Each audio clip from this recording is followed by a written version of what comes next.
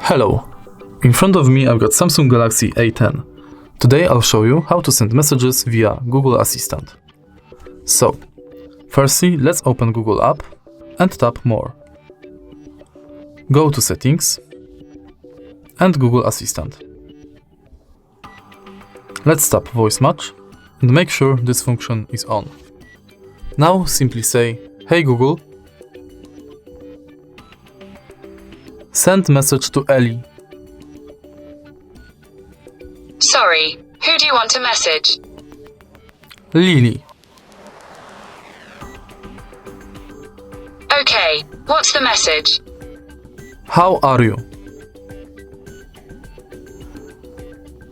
I got, how are you? Do you want to send it or change it? Send. Sending your message.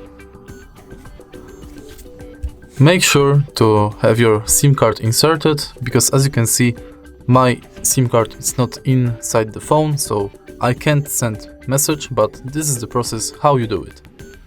If you find this video helpful, please leave like, comment and subscribe.